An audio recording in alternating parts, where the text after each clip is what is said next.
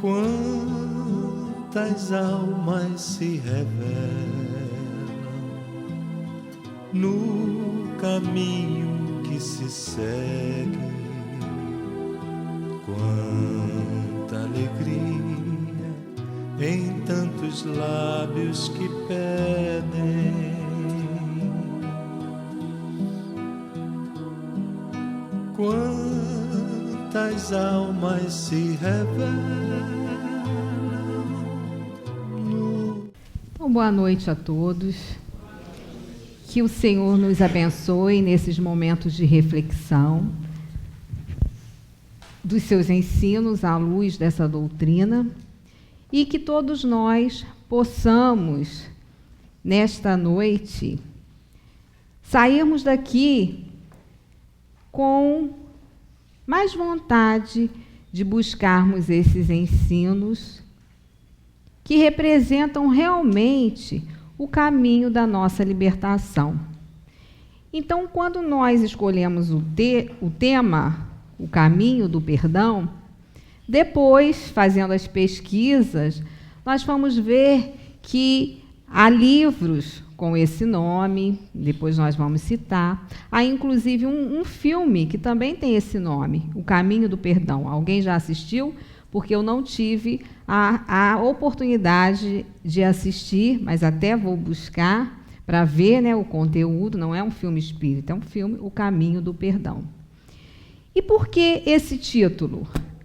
Porque um dos ensinamentos que eu sempre tive dificuldade de entender, mesmo sendo espírita desde criança, foi esse capítulo do Evangelho segundo o Espiritismo, capítulo 12, que mais na frente a gente vai comentar.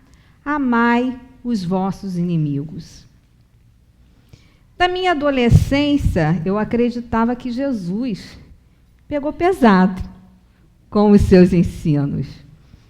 E então, muito intrigada com esses conteúdos, eu fui buscando, né, me entrar mais em contato com esses ensinos, porque a partir do momento em que a gente aceita, que a gente elabora esses conceitos em nossa mente, é mais fácil que eles cheguem ao coração.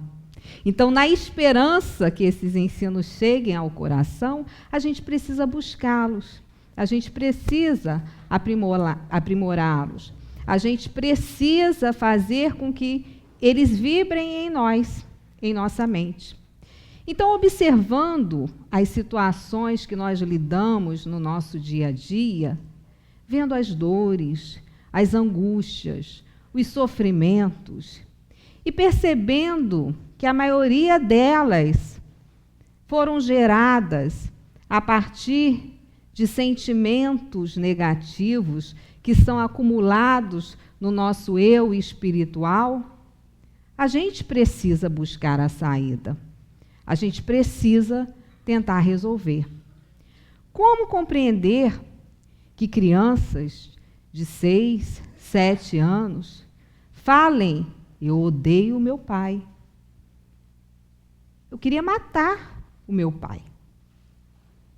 Como entender que pais e filhos muitas vezes exalem, algumas vezes, um sentimento de uma mágoa profunda? E que muitas vezes essa mágoa, esse sentimento, tem uma longa caminhada.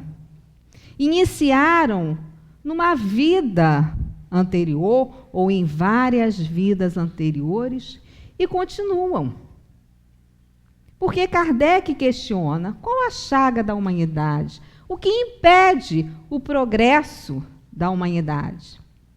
E os espíritos respondem: o orgulho é a grande chaga da humanidade, que caminha lado a lado com a vaidade e impede que o ser humano descubra novos caminhos, novos horizontes e prossigam nesses caminhos, caminhos que podem libertar. Mas o que faz o orgulho? Ele nos prende, nos algema, ao invés, não nos permite que nós percebamos uma saída, uma outra saída. E nós caminhamos num círculo, onde não encontramos a saída. Então, a doutrina espírita, com os conceitos de reencarnação, com esse conceito que nós vamos ver hoje, do amor ao próximo, do amor aos inimigos, do perdão, nos oferece possibilidades de entendermos mais as intrigas, as desavenças, e compreendendo essas intrigas, as desavenças, esse mal que percorre sobre a Terra, nós temos possibilidades de melhor trabalhar os sentimentos que corroem o nosso eu. Então, nós vamos refletir um pouco sobre isso, e evidentemente são necessários, muito caminho aí pela frente para o entendimento total da proposta do Cristo. Mas ele falava com os seus discípulos e buscava deixar a mensagem de que o entendimento era necessário, que sem o entendimento não haveria saída.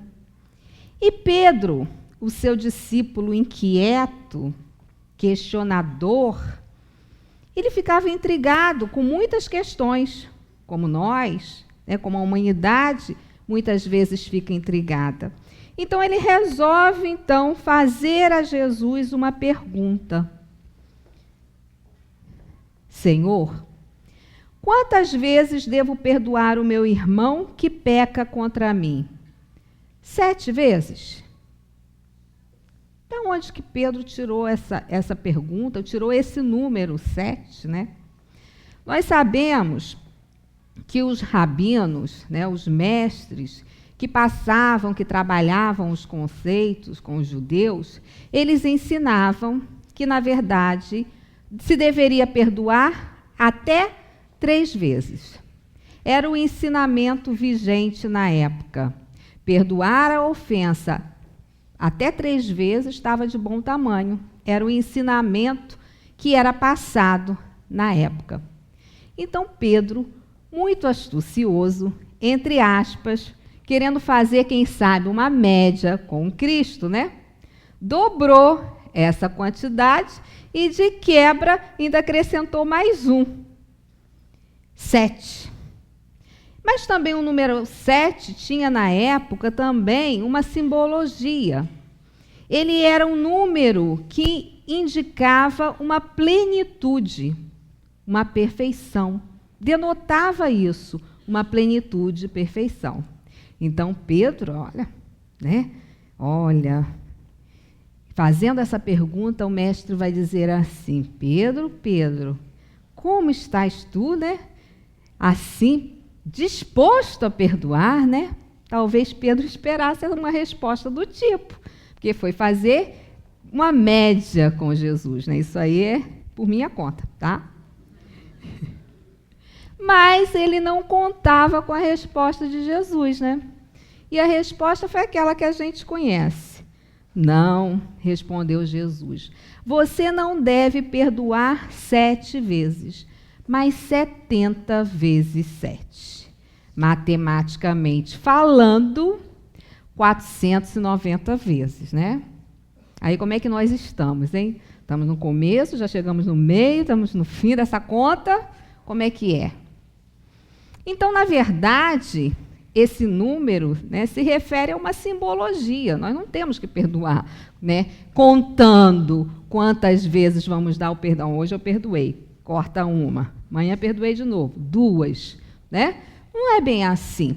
Jesus queria dizer o quê? Que o perdão é algo ilimitado. E que o perdão significa um caminho para a libertação. Não há outro caminho. Porque o não perdão algema, o não perdão encarcera. E Jesus vinha trazer a proposta de libertação, a proposta do reino dos céus. Então, você não deve perdoar 7 vezes, mas 70 vezes 7. E aproveita, então, a ocasião para contar uma história, para narrar uma parábola.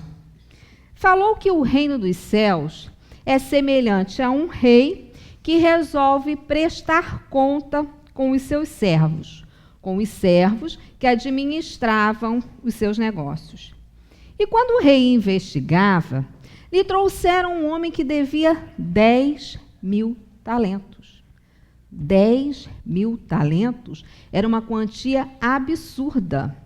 10.000 talentos equivaleria a 165.000 anos de trabalho. Aparentemente impossível de pagar. Então, o rei viu, olhou para o servo e o servo pediu clemência. Ajoelhou-se aos pés do rei e pediu: tem paciência comigo, senhor. Eu pagarei tudo.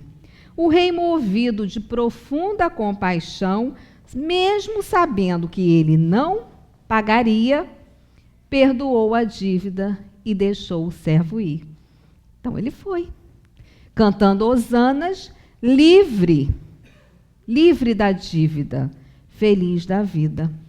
Aí no caminho, ele encontrou um conservo que lhe devia 100 denários, uma quantia mínima em relação aos 10.000 talentos. 100 denários equivaleria a 2 meses e meio de trabalho. Então era possível pagar, era fácil pagar. Mas ele pediu então clemência sobre aquela dívida de 100 denários e o servo não aceitou. Pediu que encerrasse na prisão. Ele não perdoou aquela dívida mínima ao seu conservo de 100 denários. Os amigos que estavam observando aquela situação ficaram chocados e foram contar ao rei.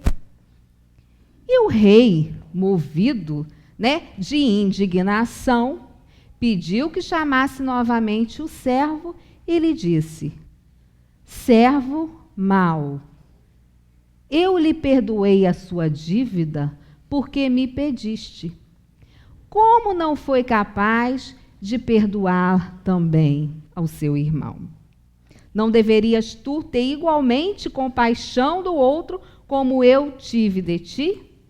E indignado, o rei o entregou aos atormentadores, até que pagasse todo o que devia. Jesus encerra essa parábola dizendo: assim vos fará também o meu Pai Celestial, se do coração não perdoardes cada um a seu irmão suas ofensas. Então, essa parábola está lá em Mateus, é a parábola do credor incompassivo.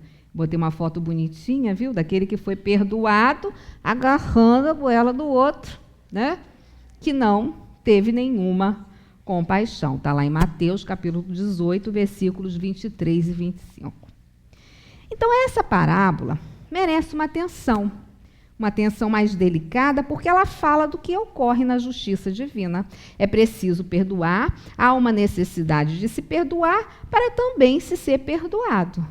Aliás, nós dizemos isso na oração do Pai Nosso, não é verdade? Nós repetimos essa frase. Então, nós sabemos que todos nós estamos mergulhados na lei divina. E essa lei é uma lei de amor. Onde está registrada essa lei? Kardec perguntou aos espíritos, na questão 621, onde está escrita a lei de Deus? E foi simples a resposta: na consciência. Então, a lei de Deus está em nós. A consciência é o nosso depósito das leis divinas. Então, nós não podemos fugir da consciência. Então, toda vez que nós não respeitamos, não amamos, não buscamos o bem, nós acabamos desarmonizando-nos com a lei de Deus, criando em nós, assim, vamos assim dizer, um peso. A nossa própria consciência sabe que ela está desarmonizada. Então, ressoa em nós uma falta que precisa ser trabalhada, refeita, é um outro caminho para buscarmos o reajuste. Então, o doutor Alírio de Cerqueira Filho, que ele é médico, né, terapeuta familiar, né, faz a terapia, né? Ele tem uma palestra, na internet a gente encontra uma palestra dele, O Poder Terapêutico do Perdão. Maravilhosa. E ele fala que toda vez que nós nos desarmonizamos com essa lei de Deus, nós somos entregues aos atormentadores. Que atormentadores são esses? Em relação a nós mesmos, o remorso e a culpa. O remorso, inicialmente, tem até um bom aspecto. Significa que nós estamos cientes da nossa falta. Caímos, é o cair em si. Epa, peguei pesado. Errei, falhei. Então, a princípio, é algo positivo para que a gente encontre ali uma saída. Porém, quando não trabalhado, instala-se a culpa. O seu avanço desse remorso, onde nós não buscamos alternativas, nós deixamos instalar em nós a culpa, que vai ser muito problemática, muito tóxica. Embora muitas vezes nós nem tenhamos consciência que muitos males, angústias, são derivadas de uma culpa que guardamos. Muitas vezes que carregamos para as vidas além, né? Então, são atormentadores em relação a nós mesmos. E nós temos também os atormentadores em relação ao outro, que seria o ressentimento, a mágoa e o ódio. Nós nos ressentimos. Normalmente, nós vamos alimentando, né, esse sentimento que vai evoluindo para uma mágoa que nós guardamos, né, e alimentamos, muitas vezes repetindo o fato, comentando. Quer dizer, nós vamos regando a mágoa.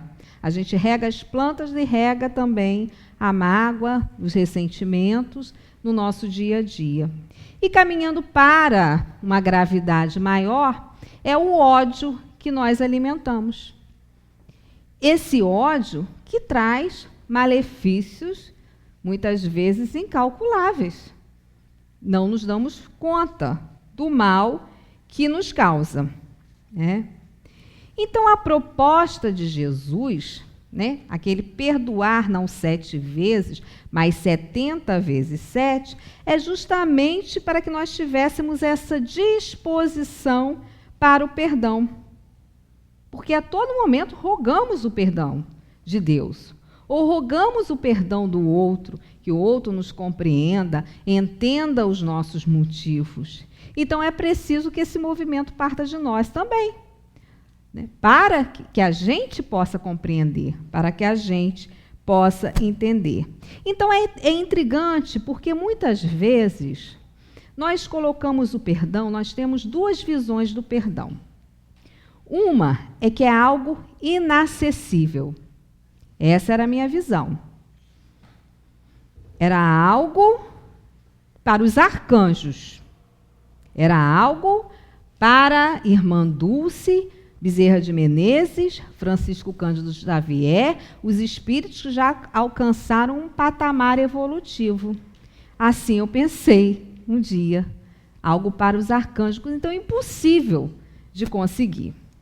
Outra visão, também equivocada, um outro extremo, é banalizar o perdão. Como é que é isso? É dizer, eu perdoo, meio assim entre os dentes, mas não quero nem saber da pessoa. E olha, eu perdoo, mas a justiça de Deus vai agir, né? Eu perdoo, mas não quero nunca mais ver. eu perdoo, mas se encontrar com a pessoa, porque se mora na mesma cidade, vai encontrar, né? Aí, quando encontra, se tiver como sair, atravessar, sumir, some. Se não tiver jeito, tem que olhar? Tem que olhar. E o coração acelera, os batimentos cardíacos, dá uma secura na boca, uma dor na boca do estômago danada, né? Mas a gente disse que perdoou, perdoei. Então, a gente está banalizando, né? Banalizando o perdão. Então, são essas duas visões. Ou eu o coloco como algo inacessível, ou eu banalizo o seu significado. Perdoou? Perdoei. Ah, mas tudo bem. O dia que aconteceu uma coisa ruim com a pessoa, bem que merecia, eu sabia que a justiça divina ia atuar. Não é assim? É mais ou menos assim. Então, vamos ver aqui. No livro que eu fiquei apaixonada, que eu já tinha escolhido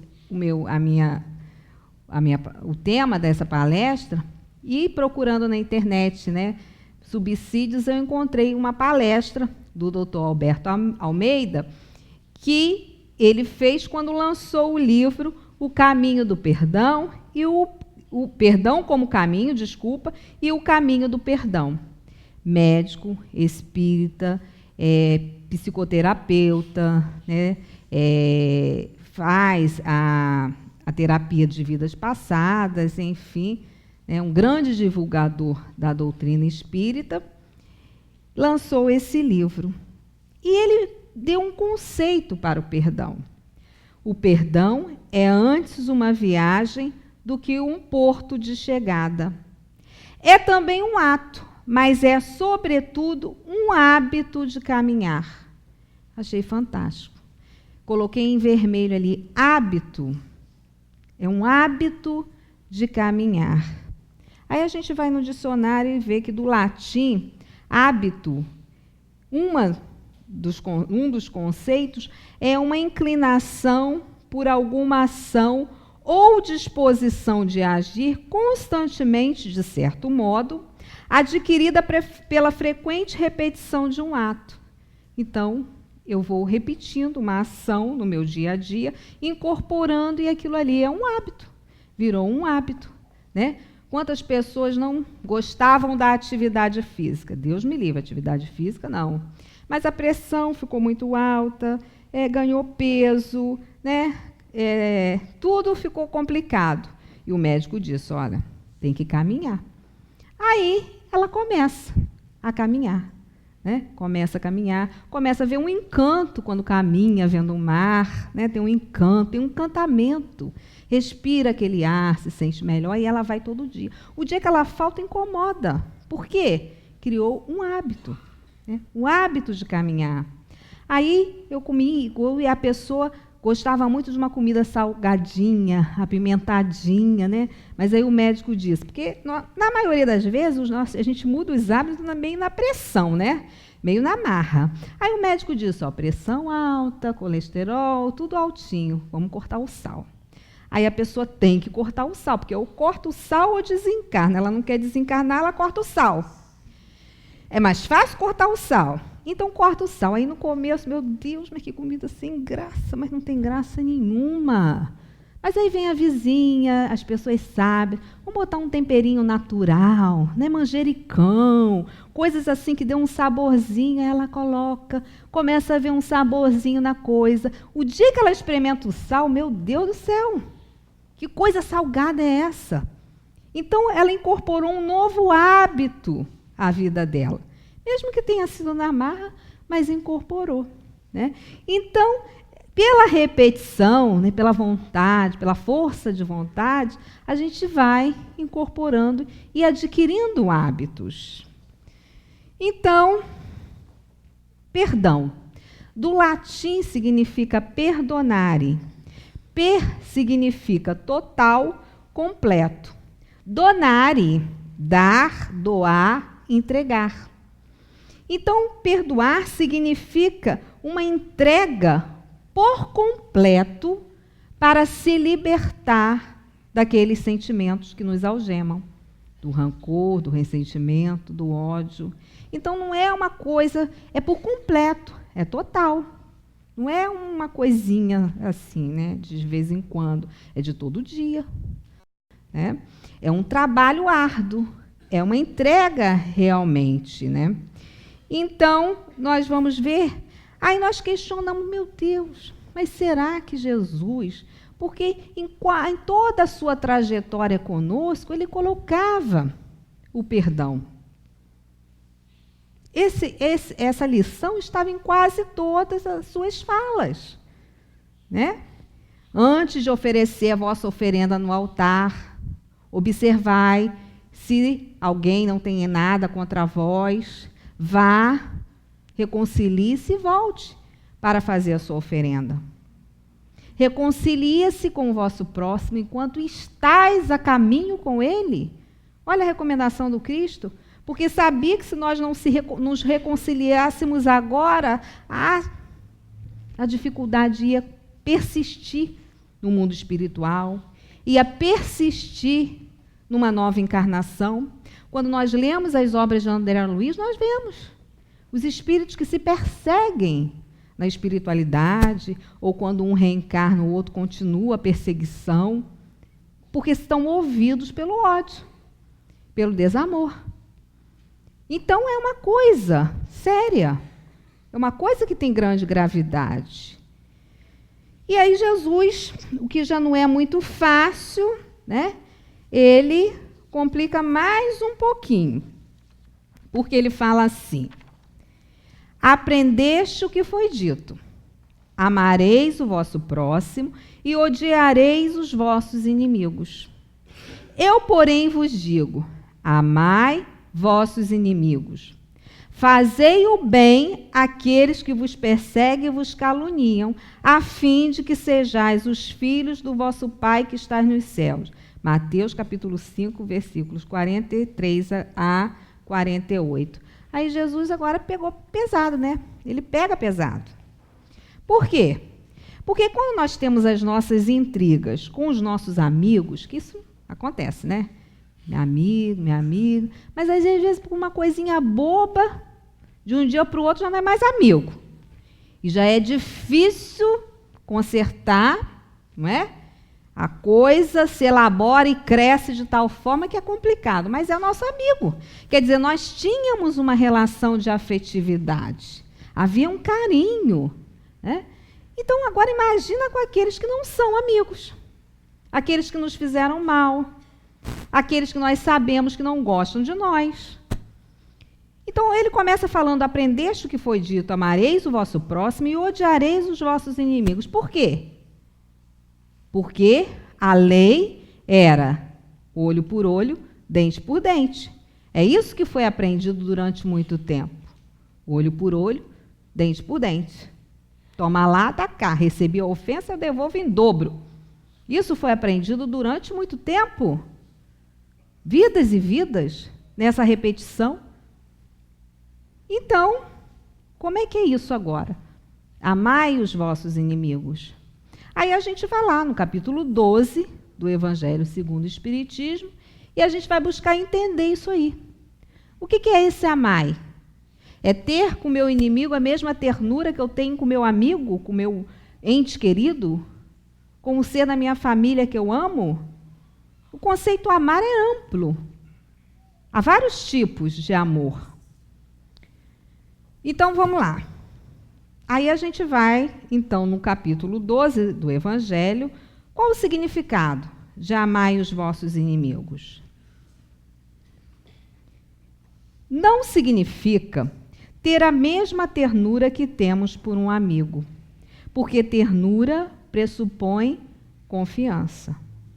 Então, a pessoa me prejudica, traições, calúnias, intrigas. Como é que é isso? Eu vou ter por ela a mesma ternura que eu tenho pela minha irmã, minha companheira diária? Não significa. Então, a gente vê aí que não significa isso. E vamos adiante. Não é ter uma afeição que não é natural. porque seria fingimento. Colega, que prazer ver você, né?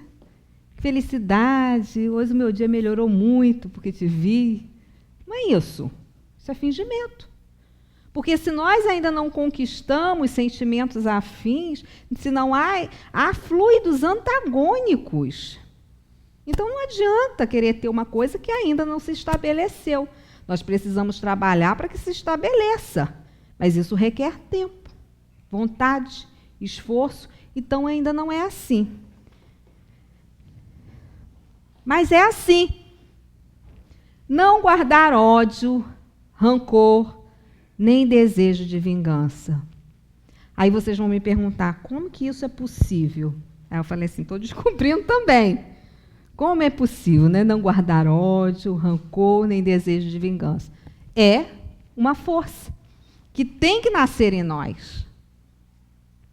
A partir do momento em que nós adquirimos conhecimento, adquirimos a teoria, então temos que tentar o hábito na prática.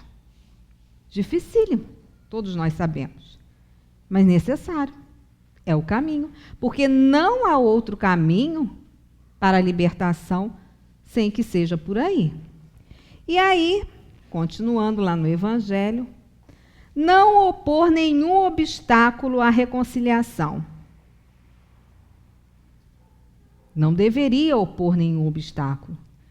Se a pessoa, de repente, sentiu que errou e vem pedir desculpas, quer nem saber. Não quero ouvir, não. Some daqui. Aí nós estamos colocando um muro nessa reconciliação. Então, faz-se necessário ouvir, buscar entender. Nós não temos que opor obstáculos a essa reconciliação. Depois, alegrar-se em vez de aborrecer-se pelo bem que os atinge. Né? Se acontece alguma coisa boa, a gente não tem, né, que ficar ali emitindo fluidos negativos. Porque a gente emite o fluido negativo e ele volta para a gente. Então, o perdão é até uma atitude inteligente. Porque nós sabemos que o mal que emitimos atinge primeiramente a nós mesmos. Assim como todo bem que nós realizamos, nós somos os primeiros beneficiados. Depois, ser prestativo em casos de necessidade. Quer dizer, nós não precisamos estar frequentando a casa da pessoa. Nós não precisamos fingir uma amizade que ainda não existe. Nós não precisamos da convivência diária. Mas se houver necessidade e for essa pessoa que estiver necessitando e nós tivermos condições de ajudar de alguma forma, é ser prestativo, auxiliar como auxiliaríamos a um outro qualquer. Abster-se por atos e palavras de tudo que possa prejudicar-lhes. Temos que fazer esse trabalho, de ficarmos mais vigilantes naquilo que falamos que vá realmente caluniar, né, ou que vai trazer o prejuízo para outro. Exercício. Um hábito a adquirir. E em tudo, retribuir o mal com o bem, sem a intenção de humilhar. É pouca coisa, né? E tudo coisa fácil, moleza, né? A gente sabe que não é, né? Mas a gente sabe também que é o caminho. Então, quando a gente acredita, como eu acreditei, que Jesus não vinha fazer uma proposta fantasiosa, né, que nós alcançaríamos esse caminho um dia, então ficou uma visão diferenciada da coisa. Aí, a gente também começa a perceber que pessoas conseguem atingir, né, conseguem não mergulharem lá no fundo do poço por causa das ofensas, né? Gandhi, ele dizia isso maravilhoso. Eu não aceito a ofensa de ninguém. Dou o direito da pessoa ser agressiva, mas não me permito o direito de revidar a agressão. A pessoa tem um direito de explodir, de falar o que ela quiser, e eu vou aceitar ou não aceitar, depende de mim, né? E a gente aceita, na maioria das vezes ainda aceitamos, né? Aceitamos e devolvemos, né? Olho por olho, dente por dente, queremos devolver, porque aos olhos do mundo, na nossa imaturidade espiritual, o forte é esse. O forte é aquele que revida, né? O forte é aquele que não leva o desaforo para casa, que dá o troco na mesma moeda. Então, na infância espiritual, esse sim é o vencedor.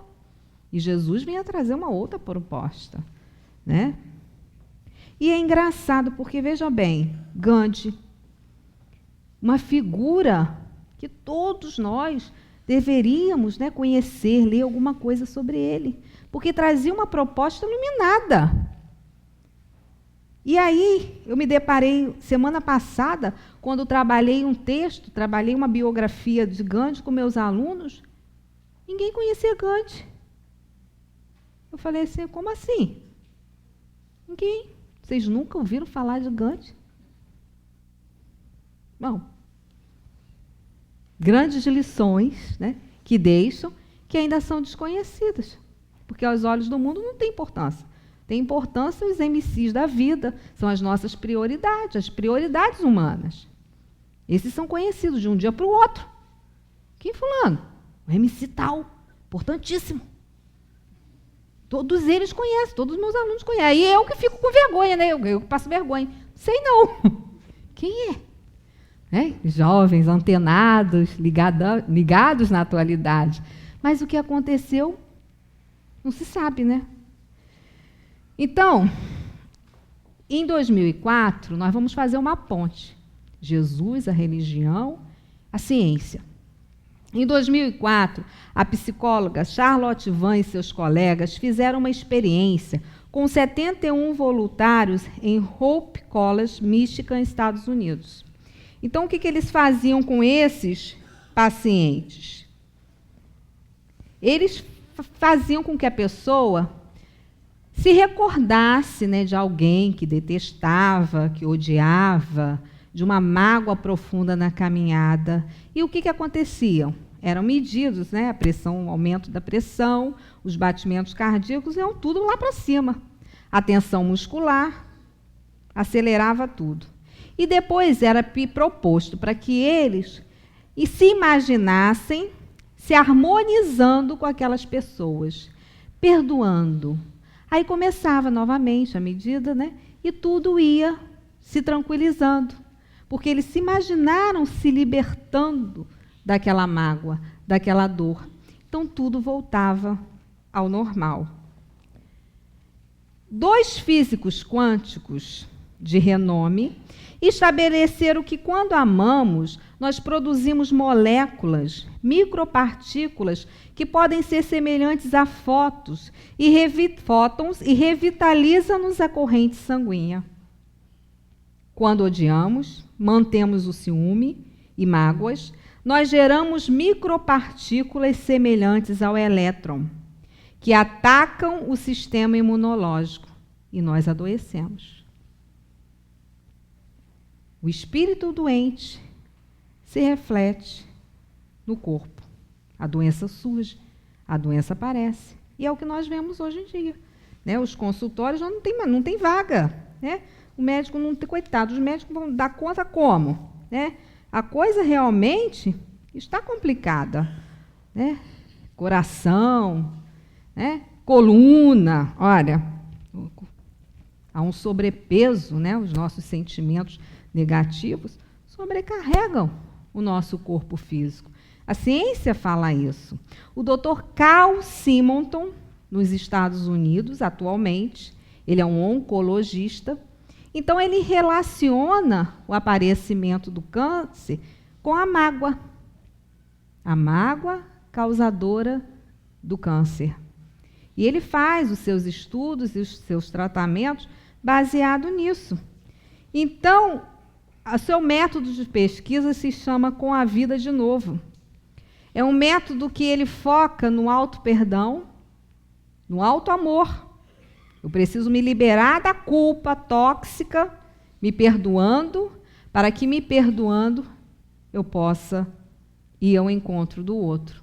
Em muitos casos, principalmente nos casos iniciais do câncer, ele consegue reverter a partir desse método, em que trabalha não só o físico, mas o psicológico dos seus pacientes. Então, nós vemos aí, a ciência atualmente, esses dias saiu uma reportagem super interessante do mal do ódio, o mal que o ódio traz ao nosso organismo, ao nosso corpo físico. Então, nós vamos ver aí. O perdão, na concepção teológica, seria um esquecimento total da ofensa. Aí é uma coisa complicada, porque esquecer faz parte pertence à minha memória. É uma coisa da memória. Aí, no caso, só se a gente batesse com a cabeça, desse uma amnésia ou uma doença, né, e que a gente não recordasse mais nada. Mas, à luz da psicologia profunda, o perdão significa o quê? É não devolver o mal. É fazer aquele trabalho que a gente viu ali no capítulo 12 do Evangelho. É não revidar o mal. Não devolver o mal com o mal. Então, aí a gente consegue elaborar, começa a ficar mais claro para a gente o significado do perdão. Então, à luz da psicologia profunda, que está lá no livro Jesus e o Evangelho, à luz da psicologia profunda, psicografia, pelo espírito Joana de Ângeles, psicografia de Divaldo Pereira Franco, ele nos fala, o espírito Joana de Ângeles nos fala assim: à luz da psicologia profunda, o perdão é a superação do sentimento perturbador do desforço, do desforço da vingança, né, de revidar, das figuras de vingança e de ódio, através da perfeita integração do ser em si mesmo, sem deixar-se ferir pelas ocorrências afligentes dos relacionamentos interpessoais. Né? Então, a gente vai tentar trabalhar o nosso eu para que aquele ressentimentozinho não vai aumentando, né, tomando conta, a mágoa, até que vire um ódio. Então, é um caminho longo. Até porque a gente sabe que o desamor que ainda move o ser humano, nós observamos coisas dificílimas. Porque o perdão também tem relação com a gravidade da falta, com a intensidade da falta, tem relação com aquele que é ofendido, como ele vai reagir. Então, é uma coisa que demanda muito trabalho, tempo e até vidas. Vejamos um exemplo, uma mãe, um pai que tem seu filho assassinado brutalmente, como nós vimos essa semana, aquele jovem adolescente de 21 anos. É uma ferida profunda no eu, na alma desses pais. Quanto trabalho deve ser feito, né, para que aquela dor não paralise a vida dessas pessoas. São muitas dores, né? E daí nós vemos a necessidade de nós voltarmos para o nosso eu, para analisarmos, né, os nossos pensamentos, os nossos atos, para vermos aquilo que estamos priorizando na nossa vida. Ainda somos muito materializados. E quanto mais mergulhados estivermos na matéria, mais dificuldade nós vamos ter de entender as coisas do Espírito. Então, tem que ser um trabalho árduo e de todo dia. E aí, nesse mesmo livro, o Perdão como Caminho, o Caminho do Perdão, o Dr. Alberto Almeida ele coloca alguns passos nessa caminhada que são necessários para que a gente trabalhe esse perdão. em nós. Primeiro, a humildade. Como é que é essa humildade? Olha, põe aquele sapato surrado, aquela calça surrada, não usa nada de marca. Ah, fulano é tão simples, tão humilde. Nosso conceito de humildade ainda tem muito a ver com o exterior, né? Fulano é humilde. Nossa, mas essa humildade está no entendimento de que somos iguais, de que não somos superiores, não somos melhores que os outros. Então, se nós erramos, o outro erra também. Se nós queremos um perdão para as nossas faltas, o outro quer também. Então, a humildade, ela faz com que a gente possa nos colocar no lugar do outro para entender aquele momento em que houve aquela ofensa, em que nós fomos agredidos. É a humildade que é capaz de fazer com que a gente faça esse movimento. Só que é complicado, porque às vezes a gente diz assim, eu me coloquei sim no lugar dele, e não estou entendendo nada, não estou aceitando nada. Mas é porque a gente se coloca no lugar dele com os nossos conceitos e preconceitos estabelecidos, e não realmente sabendo da realidade do outro. Então aí não vai dar muito certo, porque a gente quer procurar entender sem entender o contexto dele, cobrando, então fica complicado. Então, é buscar o entendimento. Vós sois a luz do mundo. Lembrar desse ensinamento de Jesus. Vós sois a luz do mundo. O que ele queria dizer? Que nós fomos criados para a luz. Que em nossa trajetória, um dia alcançaremos a luz. Que Deus não criou, não tem escolhidos. Você vai ser bom, você vai ser iluminado, o outro não. Todos estamos numa trajetória para a luz. Fomos criados iguais, simples, ignorantes, para fazermos a nossa marcha em várias existências. Em várias existências, com o nosso livre-arbítrio, nós vamos traçando o nosso caminho, as nossas escolhas. Então, quando Cristo diz isso, vós sois luz do mundo, sal da terra, vós sois deuses, eu não estava brincando, nem enganando. Sabia, né, que imaturos ainda espiritualmente, mas que caminhamos para a luz. Caridade. Caridade para conosco. Porque quando nós não alimentamos a mágoa, nós estamos sendo caridosos primeiramente conosco mesmo. Porque eu não estou atacando o meu corpo físico com sentimentos negativos que vão gerar doenças graves. Eu estou me amando. Então, quando Gandhi falava que ele não aceita, ele dá o direito do outro dirigir palavras agressivas, mas ele não aceita isso, ele está sendo profundamente caridoso para com ele, primeiramente, porque ele entendia todos os malefícios dos ressentimentos e do ódio e do desamor.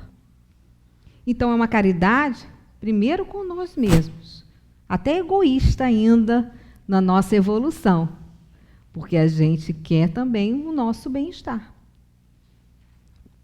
Depois ele continua, prece. E toma prece, e toma prece. Surgiu o ressentimento, prece, passe, água fluidificada, todos os recursos que a casa espírita ou outra religião possa nos oferecer, a gente precisa.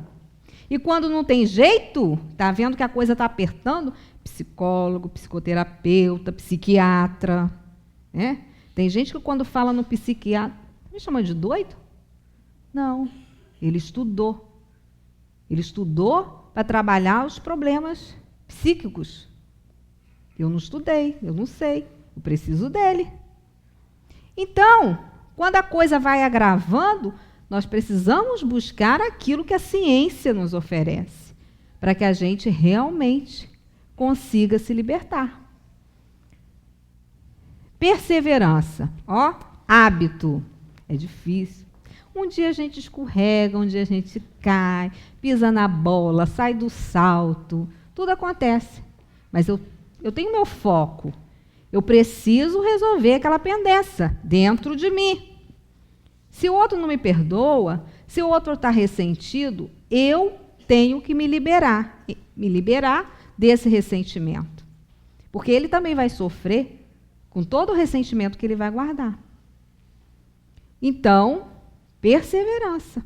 Vale a pena. Vale muito a pena.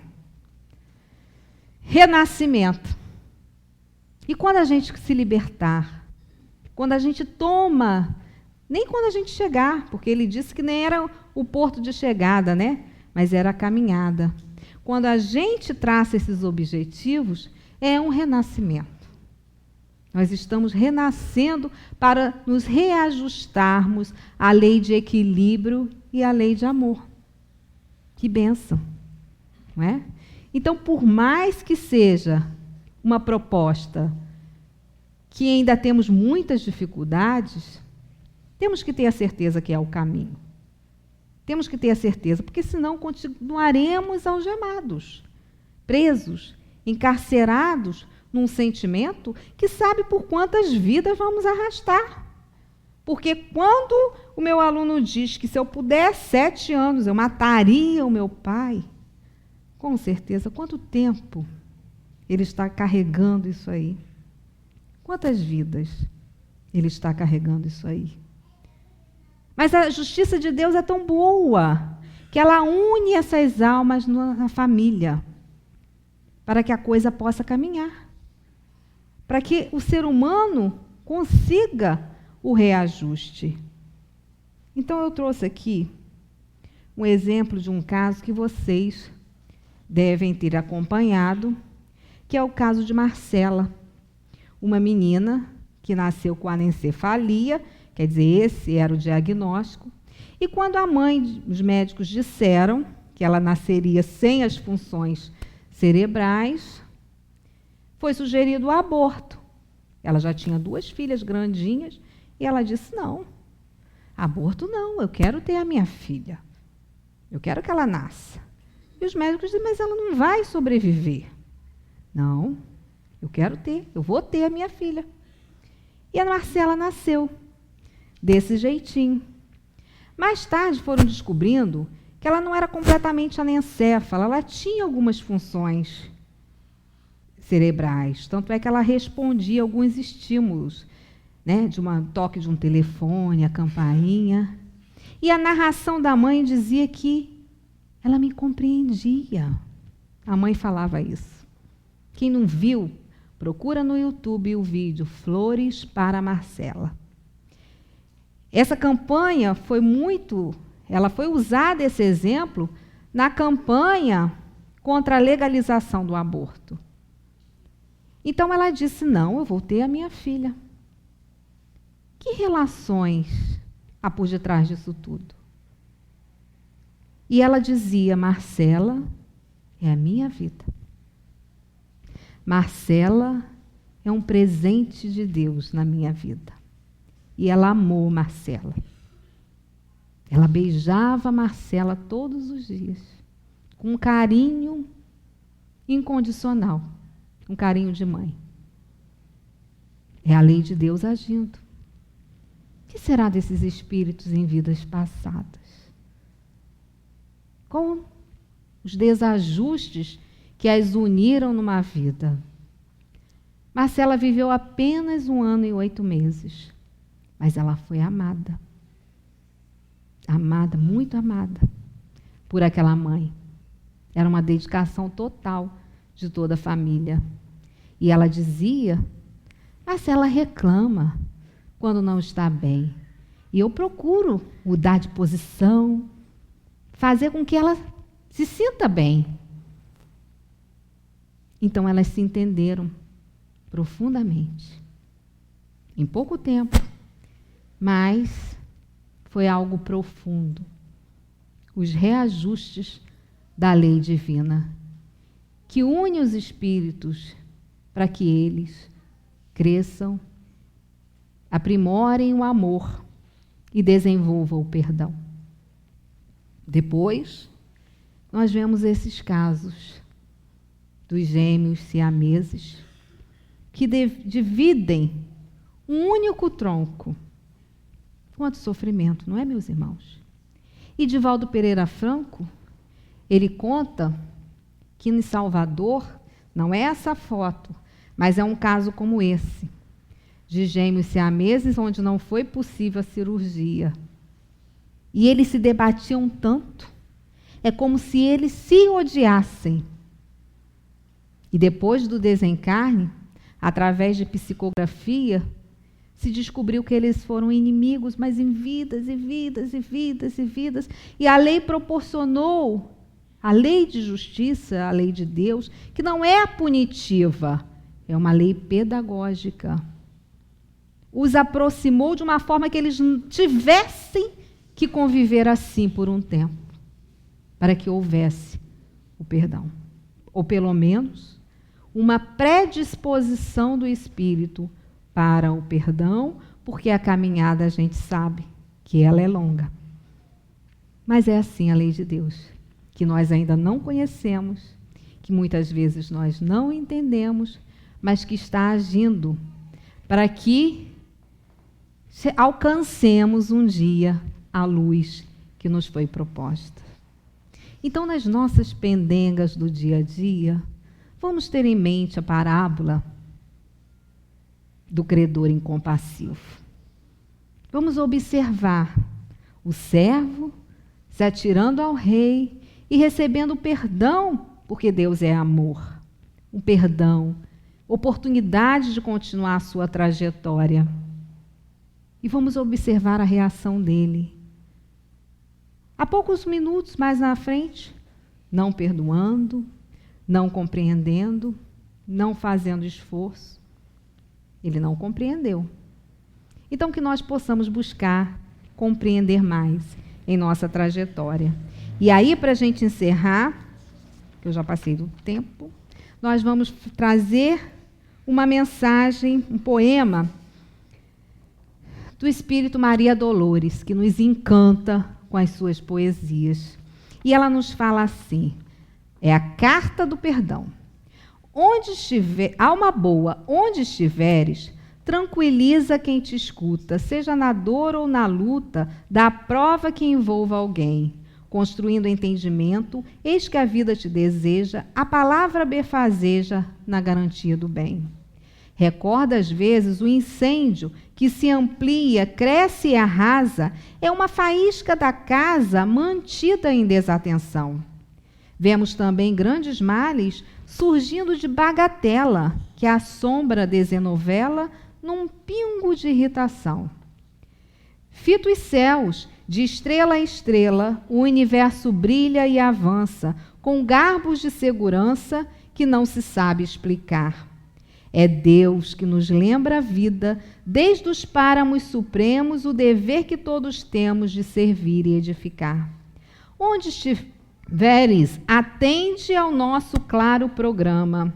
Desculpa, trabalha e ama, em qualquer senda a transpor. Onde a discórdia apareça, aí é que Deus te eleva, por luz que dissipe a treva, na bênção do eterno amor.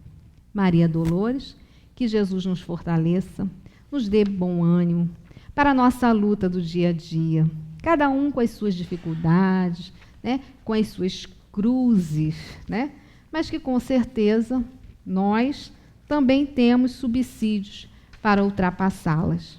Então, que Jesus nos ampare e nos abençoe.